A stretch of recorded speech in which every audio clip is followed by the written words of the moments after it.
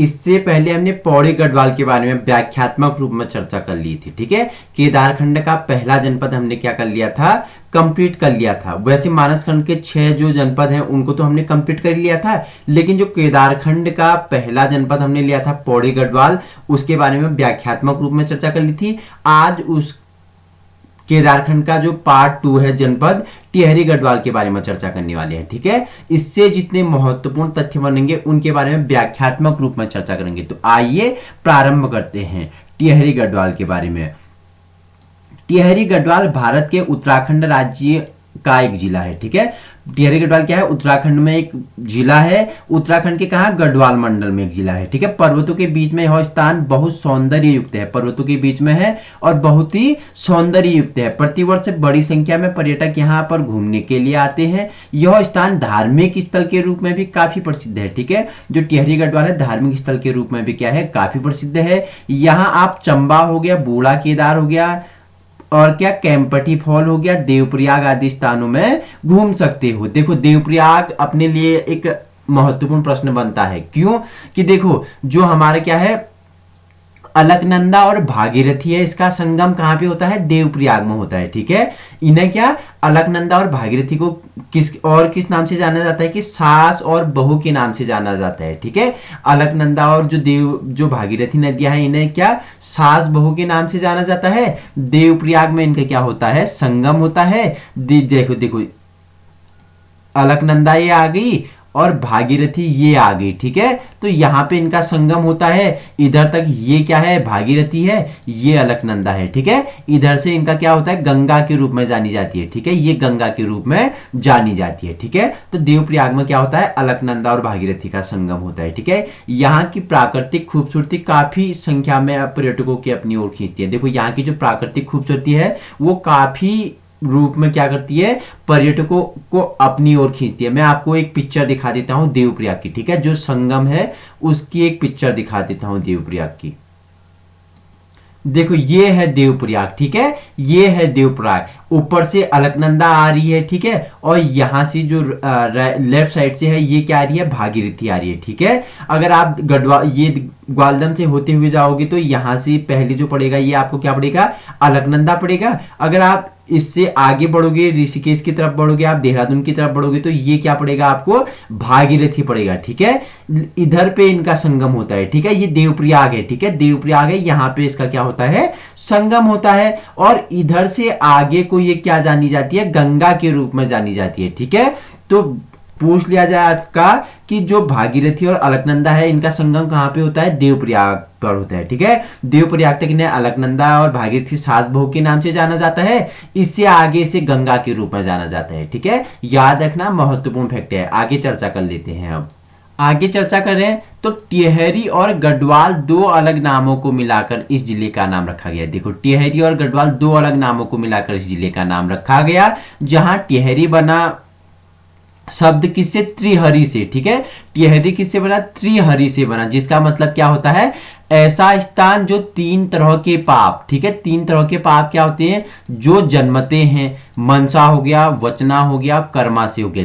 ठीक है, 3 तरह के पाप, मनसा हो गया, वचना हो गया, कर्मा से धो देता है। ठीक है, तब इसका नाम क्या पड़ा, त्रिहरि पड़ा। ठीक है, वहीं दूसरी शब्द गढ़ से क्या तात्पर्य है, गढ़ मतलब होता है किला। ठीक है, गढ़ मतलब क्या होता है, किला होता है। सन 888 से पूर्व सारा गढ़वाल क्षेत्र छोटे छोटे गढ़ों में विभाजित था, जिनमें अलग अलग राजा राज्य करते थे। ठीक है, क्या बोला कि 888 से पूर्व जो गढ़वाल क्षेत्र था छोटे छोटे क्या था, गढ़ों में, रियासतों में क्या था, विभाजित था, जिसमें अलग अलग राजा क्या करते थे, राज्य करते थे, जिन्हें क्या कहते थे, राणा या राय या ठाकुर के नाम से जाना जाता था। इन राजाओं को या तो राणा के नाम से जाना जाता था या राय या ठाकुर के नाम से जाना जाता था। ठीक है, इसका पुराना नाम गणेश प्रयाग माना जाता है। ठीक है, टिहरी गढ़वाल का पुराना नाम क्या माना जाता है, गणेश प्रयाग माना जाता है। ठीक है, इसे 2 शब्दों से बनकर इसका नाम बना है। देखो, एक त्रिहरि से हो गया। त्रिहरि का अर्थ क्या होता है, जो 3 तरह के पापों से क्या करता है,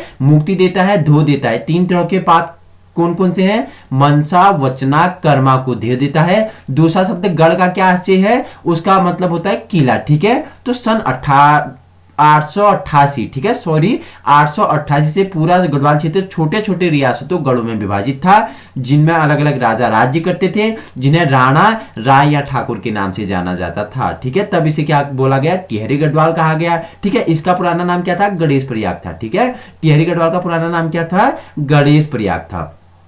आगे चर्चा कर लेते हैं। ऐसा कहा जाता है कि मालवा के राजकुमार, ठीक है, मालवा के राजकुमार कौन थे, कनकपाल, एक बार बद्रीनाथ जी, जो आजकल चमोली जिले में है, ठीक है, बद्रीनाथ किस में है, अब चमोली में है, ठीक है, के दर्शन को गए, जहां वो पराक्रमी राजा भानु प्रताप से मिले। ठीक है, किससे मिले, यहाँ ये पराक्रमी राजा भानु प्रताप से मिले। ठीक है, राजा भानु प्रताप उनसे काफी प्रभावित हुए। किन से प्रभावित हुए, जो राजकुमार, मालवा के राजकुमार थे कनकपाल, उनसे काफी ज्यादा प्रभावित कौन हुए, हमारे भानु प्रताप हुई। ठीक है, अपनी इकलौती बेटी का विवाह कनकपाल से करवा दिया।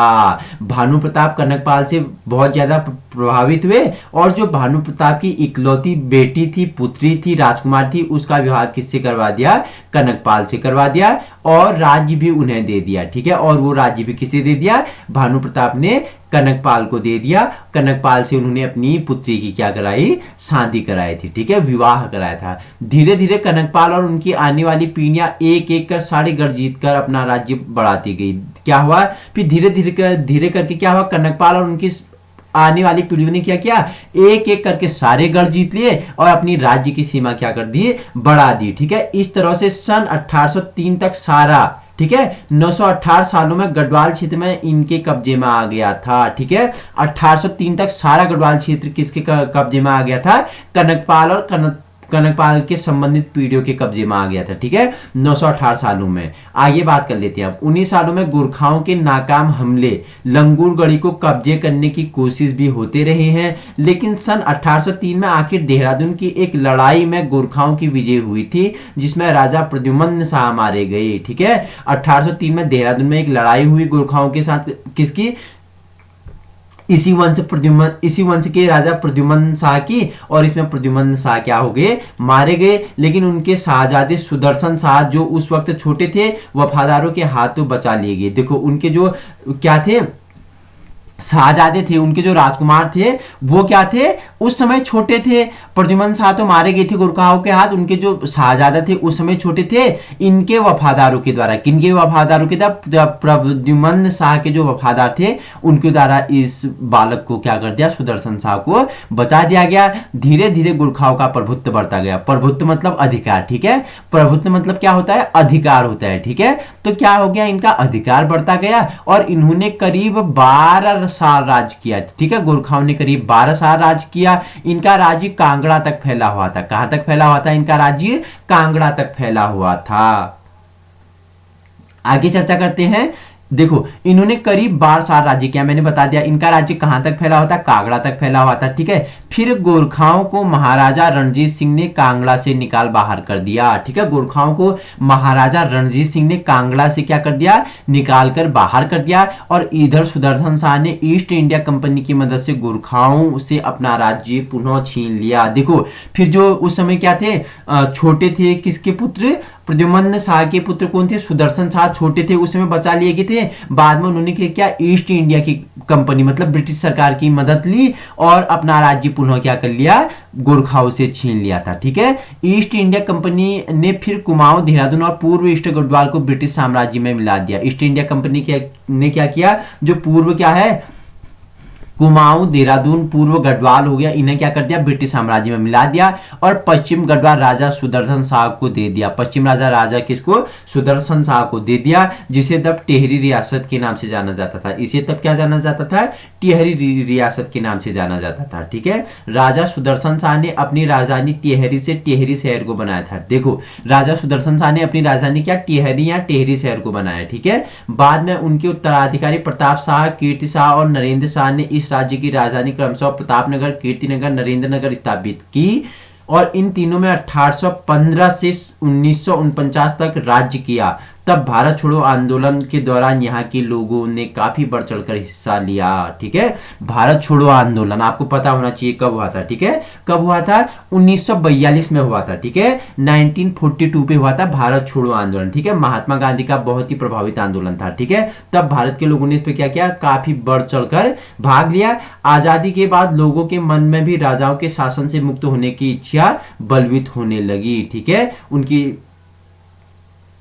1942 में हुए क्या? भारत छोड़ो आंदोलन के बाद भारतीय लोगों ने काफी बढ़ चढ़कर हिस्सा लिया और आजादी के बाद लोगों के मन में राजाओं से शासन होने की जो इच्छा थी, शासन करने की इच्छा थी, उससे बलवित होने लगी। महाराजा के लिए भी अब राज करना मुश्किल होने लगा था और फिर अंत में 60वें राजा मानवेंद्र शाह ने भारत के साथ एक और जाना क्या कर लिया? कबूल कर लिया। ठीक है, 60वें राजा कौन थे इस वंश के? राजा मानवेंद्र शाह थे। ठीक है, इस तरह सन 1949 में टिहरी राज्य को उत्तर प्रदेश से मिलाकर इसका नया नाम, एक नया जिला बना दिया गया। बाद में 24 फरवरी 1960 में उत्तर प्रदेश सरकार ने इसकी एक तहसील को अलग कर उत्तरकाशी नाम का एक और जिला बना दिया गया। ठीक है, पहले उत्तरकाशी इसी में था, बाद में क्या किया? 1960 में उत्तर प्रदेश सरकार ने इसका एक तहसील को क्या किया? अलग कर दिया, उसे क्या कर दिया? जिला बना दिया गया, जिसका नाम क्या पड़ा? उत्तरकाशी पड़ा। ठीक है, कुछ इसके जो राजनीतिक राजा थे उनके बारे में बता देता हूं आपको, कैसे कैसे राज किया। ठीक है, अंग्रेजों के आने के बाद गढ़वाल को टिहरी रियासत में जाना गया। टिहरी रियासत के राजा कौन कौन थे?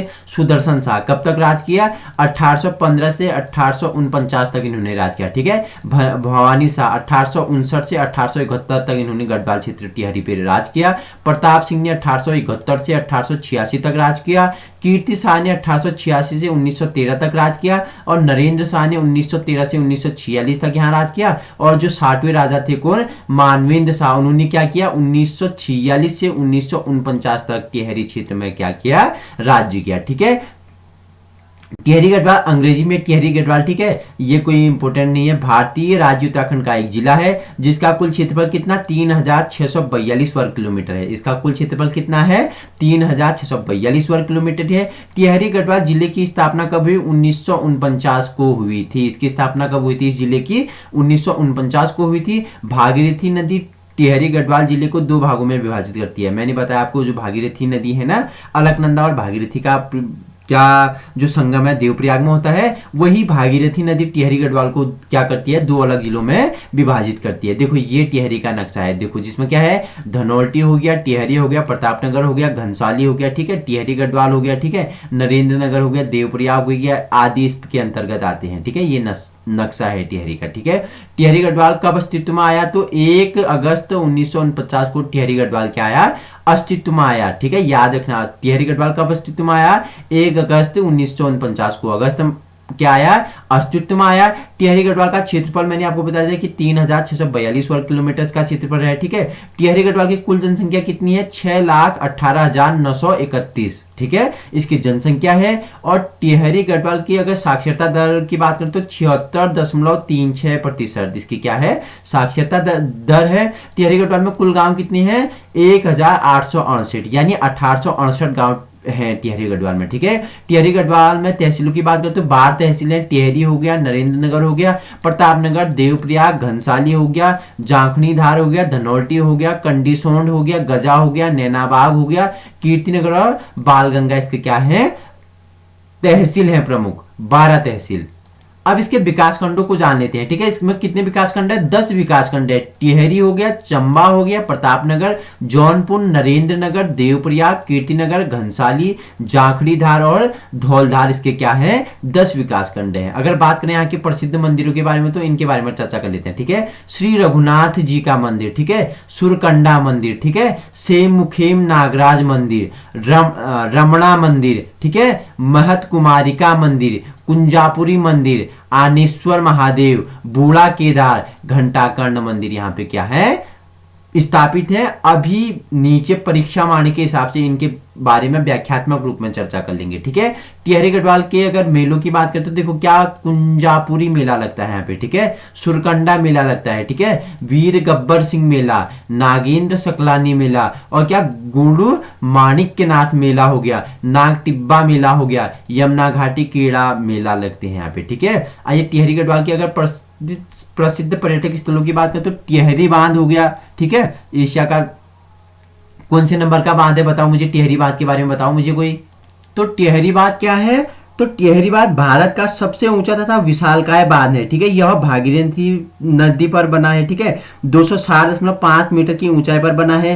टिहरी बांध दुनिया का 8वां सबसे बड़ा बांध है, जिसका उपयोग सिंचाई तथा बिजली पैदा करने के हेतु किया जाता है। इस बांध से देखो कितने मेगावाट, 2400 मेगावाट विद्युत उत्पादन किया जाता है, ठीक है। और क्या क्या देखो सिंचाई के लिए प्रमुख बांध है, ठीक है। और विश्व में 8वां स्थान है। और क्या एशिया और भारत का क्या सबसे विशालकाय बांध है, ठीक है। अगर बात कर लेते हैं, देखो राज्य उत्तराखंड में है, गढ़वाल क्षेत्र में, ठीक है, टिहरी गढ़वाल में, ठीक है। शुरुआत कब हुई इसकी, 1978 से इसकी शुरुआत हो गई थी, निर्माण की शुरुआत हुई थी, ठीक है। और इसका शुभारंभ कब हुआ, 2006 में इसका शुभारंभ हुआ था, ठीक है। ऊंचाई कितनी है, 260.5 मीटर यानी 855 फुट। लंबाई कितनी है, 575 मीटर यानी 1886 फुट। अगर जलाशय क्षमता की बात करें तो जलाशय क्षमता कितनी है इसकी जलाशय क्षमता है 21 लाख, ठीक है। याद रखना, इससे क्या है महत्वपूर्ण ये फैक्ट है। देखो टिहरी जल विद्युत परियोजना के अंतर्गत 3 मुख्य इकाइयां स्थापित की गई हैं। एक टिहरी बांध और जल विद्युत इकाई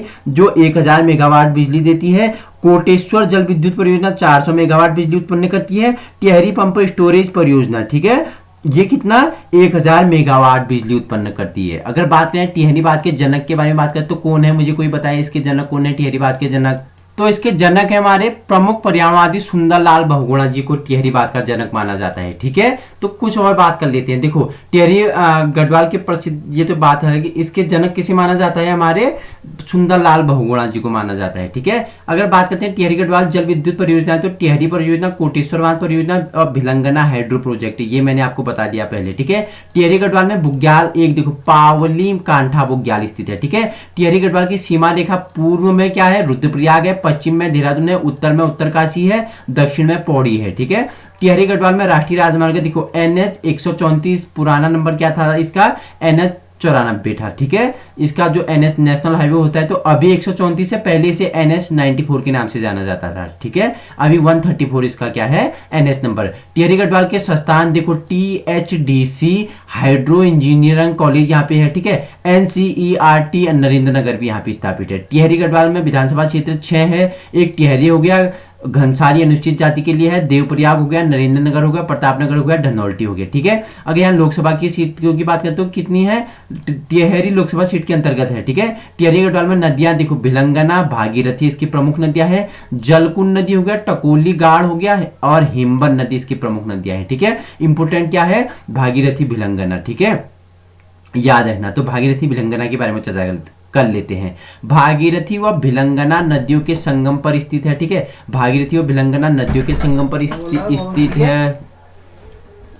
तो क्या बोला कि टिहरी नगर जो कि 29 अक्टूबर 2005 को टिहरी डैम में विलीन हो गया था। टिहरी नगर कब, 29 अक्टूबर 2005 को टिहरी डैम में विलीन हो गया था।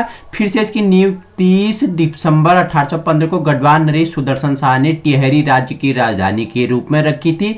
यह स्थल गणेश प्रयाग, त्रिहरी व धनुष तीर्थ के नाम से भी जाना जाता है, ठीक है। गणेश प्रयाग के नाम से जाना जाता है टिहरी गढ़वाल, ठीक है। त्रिहरी के नाम से जाना जाता है और धनुष तीर्थ के नाम से जाना जाता है, ठीक है। ऐसा कहा जाता है कि पहले यहाँ घृत गंगा नदी का भी संगम होता था। क्या कहा जाता है, यहाँ पहले घृत गंगा नदी का भी क्या होता था, संगम होता था, जो बाद में लुप्त हो गई। बाद में क्या हो गई, लुप्त होगी। देश की स्वतंत्रता के उपरांत 1 अगस्त 1949 को टिहरी गढ़वाल एक पृथक जनपद के रूप में गठित हुआ। कब हुआ टिहरी गढ़वाल एक पृथक जनपद के रूप में गठित, 1 अगस्त 1949 को। यह जनपद इससे पूर्व टिहरी रियासत कहलाता था, ठीक है। यह जनपद इससे पूर्व क्या कहलाता था, टिहरी रियासत कहलाता था। इससे काटकर 1960 में उत्तरकाशी तथा 1997 में रुद्रप्रयाग जिले बनाए गए। देखो टिहरी रियासत से 2 तहसीलें काटी गई, ठीक है। 1960 में उत्तरकाशी काटा गया, वही 1997 में रुद्रप्रयाग काटा गया, ठीक है। इन्हें अलग अलग जिला बनाया गया, ठीक है। पुराना टिहरी समुद्र तल से 770 मीटर की ऊंचाई पर ऋषिकेश से 84 किलोमीटर दूर स्थित था। यमुनोत्री, गंगोत्री, केदारनाथ एवं बद्रीनाथ के मार्ग में पड़ने वाला यह एक महत्वपूर्ण विश्राम स्थल था, ठीक है, याद रखना। टिहरी बांध निर्माण के फलस्वरूप शासन ने टिहरी के विकल्प के रूप में पुरानी टिहरी में 24 किलोमीटर दक्षिण अर्थात ऋषिकेश से 60 किलोमीटर की दूरी पर नई टिहरी नाम से एक नया नगर बसाया और लोगों का पुनर्वास किया, ठीक है। कुछ लोग अन्यत्र हरिद्वार या देहरादून भी बस गए थे, ठीक है। टिहरी जनपद का मुख्यालय कुछ वर्ष पूर्व तक, क्या पूर्व नहीं है, पूर्व है ये, ठीक है, पूर्व तक नरेंद्रनगर था, किंतु नई टिहरी के निर्माण के बाद सभी कार्यालय यहीं स्थानांतरित कर दिए गए हैं, ठीक है। नई टिहरी का निर्माण योजनाबद्ध मतलब मास्टर प्लान ढंग से किया गया। अब यह एक पर्यटक स्थल के रूप में विकसित किया गया। टिहरी गढ़वाल, टिहरी के प्रमुख स्थलों के बारे में चर्चा कर लेते हैं। टिहरी के गढ़वाल के जो प्रमुख दर्शनीय स्थल है उनके बारे में चर्चा कर लेते हैं। तो पहले बात कर लेते हैं देवप्रयाग के बारे में, महत्वपूर्ण नदी, ठीक है। देवप्रयाग से मैंने आपको इंपोर्टेंट फैक्ट बता रहा हूं, ठीक है। तो यहाँ देवप्रयाग में भागीरथी, इसे क्या सास के नाम से जाना जाता है, ठीक है। अलकनंदा को क्या बहू के नाम से जाना जाता है। इनका संगम कहाँ पे होता है, देवप्रयाग पे होता है, ठीक है। समुद्र तल से कितना 472 मीटर की ऊंचाई पर ऋषिकेश बद्रीनाथ मार्ग पर स्थित है। इस नगर के निकट 2 झूला पुल और एक भागीरथी पर तथा एक अलकनंदा पे है, ठीक है। इस क्या बोल रहा है कि इस नदी के संगम पे बोल रहा है कि इसके निकट क्या है, 2 झूला पुल है, ठीक है, एक भागीरथी तथा एक अलकनंदा पे, ठीक है। कहा जाता है कि देवप्रयाग में ही भगवान विष्णु ने राजा बलि के 3 पग धरती दान से मांगी थी, ठीक है। भगवान विष्णु ने राजा बलि से 3 पग धरती दान क्या मांगी थी, ठीक है, उनसे क्या मांगी थी, दान मांगी थी, ठीक है। यहाँ पर 2 कुंड हैं जिन्हें ब्रह्मा कुंड भागीरथी की ओर है और वरिष्ठ कुंड कहाँ पे है, वशिष्ठ कुंड अलकनंदा की ओर है। देखो 2 कुंड हैं, एक ब्रह्मा कुंड है, ब से लिखना भा, ब से भा। ब्रह्म कुंड कहाँ पे है, ब्रह्मा कुंड भागीरथी की ओर है और वशिष्ठ कुंड कहाँ है, अलकनंदा की ओर है, ठीक है। कहते हैं पंच प्रयागों में यह सर्वाधिक धार्मिक महत्व का स्थान रखते हैं, ठीक है। पंच प्रयागों में यह क्या करते हैं, सर्वाधिक धार्मिक महत्व रखते हैं। यहाँ का एक आश्चर्य है कि इस क्षेत्र में कौवे नहीं दिखाई पड़ते हैं। देखो इस क्षेत्र में कौवे नहीं दिखाई पड़ते हैं, यहाँ का आश्चर्य है, ठीक है। आगे बढ़ते हैं। भगवान राम ने रावण वध के पश्चात यहाँ की यात्रा की थी। यहाँ पर रघुनाथ राम मंदिर वर्तमान में इस घटना का साक्षी है। द्रविड़ शैली में निर्मित इस मंदिर की प्रतिष्ठापन आदि शंकराचार्य ने की थी, ठीक है, आदि गुरु शंकराचार्य ने की थी। मंदिर के प्रवेश द्वार पर माधो सिंह भंडारी की पुत्रवधु मथुरा वैराणी द्वारा गढ़वाल राज्य वंश के अधिपति पृथ्वीपति शाह के शासनकाल का लेख अंकित है, ठीक है। माधो सिंह भंडारी के बारे में आप जानते हैं क्या, तो आपको मैं बता देता हूं माधो सिंह भंडारी के बारे में, थोड़ी सी महत्वपूर्ण तथ्य इनके बारे में बता देता हूं माधो सिंह भंडारी के बारे में। तो कौन थे माधो सिंह भंडारी, जिन्हें माधो सिंह मलेथा भी कहा जाता था, माधो सिंह मलेथा भी कहा जाता था, ठीक है। गढ़वाल के महान योद्धा, सेनापति और कुशल इंजीनियर थे, जो आज से लगभग 400 साल पहले पहाड़ का सीना चीरकर नदी का पानी अपने गांव लेके आए थे, ठीक है। एक कुशल योद्धा थे, उन्होंने क्या किया, पहाड़ था उनके गांव के आगे, तो पानी नहीं था, पानी की कमी थी, तो उन्होंने पहाड़ का सीना चीर दिया और अपने गांव में क्या लाए, पानी लेके आए, ठीक है। गांव में नहर लाने में उनके प्रयास में यह कहानी ही काफी हद तक दशरथ मांझी से मिलती जुलती है। माधो सिंह भंडारी गढ़वाल की कथाओं का अभिन्न अंग है। उनका जन्म कब हुआ था, 1595 के आसपास उत्तराखंड राज्य के टिहरी जनपद में मलेथा गांव में हुआ था। उनके पिता का नाम सोनबाण कालू भंडारी था, जो वीरता के लिए प्रसिद्ध थे। उनकी बुद्धिमत्ता और वीरता से प्रभावित होकर तत्कालीन गढ़वाल नरेश ने सोनबाण कालू भंडारी को एक बड़ी जागीर भेंट की थी। माधो सिंह ने अपने पिता की तरह वीर व स्वाभिमानी थे, ठीक है। इन्हें क्या बोला जाता था, माधो सिंह भंडारी को माधो सिंह मलेथा भी कहा जाता था, ठीक है, याद रखना। अब आगे चर्चा कर लेते हैं इनके इस सीरीज के बारे में, इंपोर्टेंट फैक्टों के बारे में, ठीक है।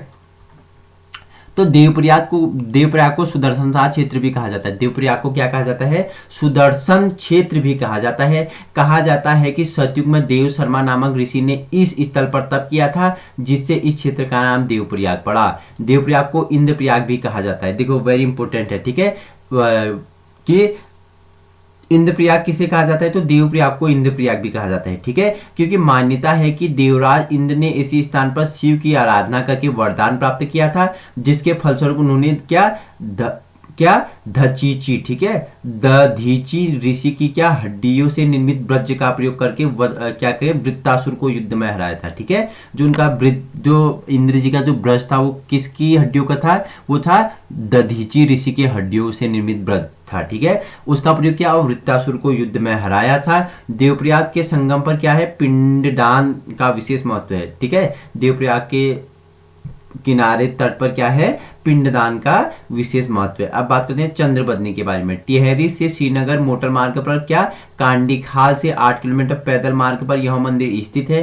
तीर्थ स्थलों में विख्यात सिद्धपीठ मां चंद्रवनी का मंदिर चंद्रकूट पर्वत पर स्थित है। यहाँ अखंड ज्योति निरंतर प्रज्वलित होती है। देखो यहाँ एक अखंड ज्योति, ठीक है, जो हमेशा क्या होती है, प्रज्वलित मतलब जली रहती है चंद्रबदनी में, ठीक है। यहाँ पर एक प्राकृतिक श्रीयंत्र स्थापित है। स्कंद पुराण में से भुवनेश्वरी पीठ भी कहा जाता है। स्कंद पुराण में से क्या कहा जाता है, भुवनेश्वरी पीठ भी कहा जाता है। अब बात करते हैं चंबा के बारे में चर्चा कर लेते हैं, ठीक है। गंगोत्री मार्ग पर मसूरी से 60 किलोमीटर व नरेंद्र नगर से 48 किलोमीटर की दूरी पर, नई टिहरी से 11 किलोमीटर की दूरी पर, समुद्र तल से 1676 मीटर की ऊंचाई पर चंबा नगर स्थित है। यह नगरीय क्षेत्र हिमाच्छादित हिमालय शिखरों एवं पवित्र भागीरथी घाटी के मनोरम दृश्य से प्रस्तुत करता है। मसूरी ऋषिकेश टिहरी में नई टिहरी से आने वाले मुख्य मार्गों पर संगम स्थल पर स्थित होने के कारण यह एक केंद्र बिंदु है। और विक्टोरिया क्रॉस प्राप्त करने वाले गबर सिंह नेगी यहीं के थे। देखो विक्टोरिया प्राप्त करने वाले गबर सिंह नेगी यहीं के थे। उनकी स्मृति में यहाँ प्रतिवर्ष 21 अप्रैल को मेला लगता है, ठीक है। अब बात करते हैं धनौल्टी के बारे में चर्चा कर लेते हैं, ठीक है। धनौल्टी के बारे में, मसूरी चंबा मार्ग पर स्थित यह स्थल मसूरी से 24 किलोमीटर एवं चंबा से 29 किलोमीटर की दूरी पर स्थित है, ठीक है। देवदार और क्या बोला कि रहाडो ड्रोन एवं बांध के घने अक्षत वनों के मध्य स्थित धनौल्टी शांत वातावरण में एक आदर्श स्थल है।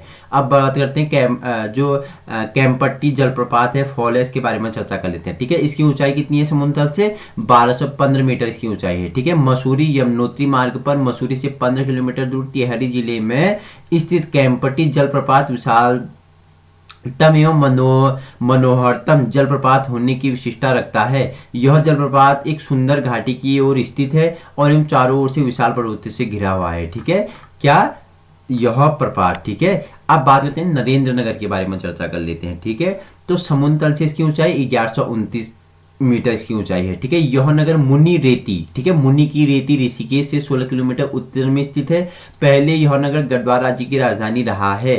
कुछ वर्ष ही पूर्व यह नगर टिहरी गढ़वाल जिले का मुख्यालय था, परंतु अब नई टिहरी शहर को टिहरी गढ़वाल जिले का मुख्यालय बना दिया गया। यहाँ पास के घने जंगल टिहरी नरेश का महल, जिसे क्या अब आनंद स्पा कहा जाता है, ठीक है। टिहरी नरेश का महल को क्या बोला जाता है, अब आनंद स्पा बोला जाता है, ठीक है। सुरकुंडा देवी के बारे में चर्चा कर लेते हैं। यह सिद्धपीठ टिहरी के जौनपुर ब्लॉक में धनौल्टी से 8 किलोमीटर की दूरी पर सुरकुंडा शिखर पर स्थित है। ऐसा माना जाता है कि यहाँ सती का सिर गिरा था। क्या गिरा था, सुरकुंडा पे सती का सिर गिरा था, ठीक है। यह राज्य का इकलौता सिद्धपीठ है जहाँ गंगा दशहरे पर विशाल मेला लगता है। राज्य का इकलौता क्या है, सिद्धपीठ है जहाँ गंगा दशहरे पर विशाल मेला लगता है, ठीक है। अब बात करें नाग टिब्बा के बारे में चर्चा कर लेते हैं। नाग टिब्बा के बारे में चर्चा कर लेते हैं। किसके बारे में, आप कैंपटी जल प्रपात के बारे में चर्चा कर लेते हैं, ठीक है। कैंपटी जल प्रपात के बारे में, समुद्र तल से इसकी ऊंचाई कितनी है, 1215 मीटर की ऊंचाई पर है। मसूरी यमुनोत्री मार्ग पर मसूरी से 15 किलोमीटर दूर टिहरी जिले में स्थित कैंपटी जलप्रपात विशालतम एवं मनोरम जलप्रपात होने की विशिष्टता रखता है। यह जलप्रपात एक सुंदर घाटी में स्थित है और चारों ओर से विशाल पर्वतों से घिरा हुआ है, ठीक है। तो ये हमारा क्या था, टिहरी गढ़वाल का सीरीज था, जिसमें हमने इसके क्या धार्मिक हो गया, राजनीतिक हो गया, प्रशासनिक हो गया, इसकी नदियां, इसके मेले, इसके जो प्रमुख दर्शनीय स्थल हैं, इसके प्रमुख जो धार्मिक स्थल हैं, उनके बारे में चर्चा कर ली है। इससे पहले हमने पौड़ी गढ़वाल के बारे में पढ़ा था। हमारे केदारखंड यानी गढ़वाल मंडल के 2 जनपद आज कंप्लीट हो गए, ठीक है। इसका भाग नेक्स्ट तीसरा जनपद में कल लेके आऊंगा, जिसके बारे में व्याख्यात्मक रूप में चर्चा करूंगा। अगर उससे पहले आप मेरे यूट्यूब चैनल पे नए हैं तो आप यहाँ संलग्न हो सकते हो, ठीक हो। संलग्न होने के लिए आप क्या कर सकते हो कि मेरे चैनल को सब्सक्राइब कर सकते हो। अगर आपको मेरी वीडियो पसंद है, आपको मेरा पढ़ाया हुआ पसंद आ रहे हैं, आपको मेरे नोट्स पसंद आ रहे हैं, तो आप इसे सब्सक्राइब कर सकते हो और जो घंटा वाला बेल आइकन होता है उसे प्रेस कर सकते हो, जिससे आपको पता चलेगा कि हमारी यूट्यूब चैनल पे कब कब वीडियो अपडेट होती है। आप उससे क्या हो पाएंगे, हर समय अनभिज्ञ नहीं रहोगे, हर समय क्या हो पाओगे कि आप किस में रहोगे, नॉलेज में रहोगे, ठीक है। अगर आपको इसकी पीडीएफ चाहिए तो आप क्या हमारे फेसबुक ग्रुप बिहेव एजुकेशन शुभकार पे जुड़ सकते हो। वहां आपको क्या डेली क्विज प्रतियोगिता भी कराई जाती है, जो आपका प्लेटफॉर्म तैयार करती है। तब तक के लिए धन्यवाद।